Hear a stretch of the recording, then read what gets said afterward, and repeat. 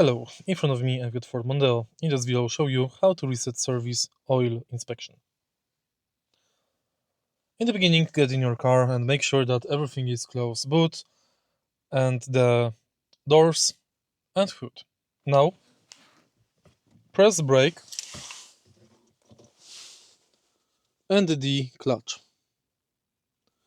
While holding brake and clutch to the end, insert key to ignition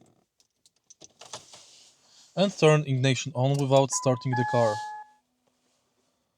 Now wait for about 20-25 seconds and the service inspection will be reset.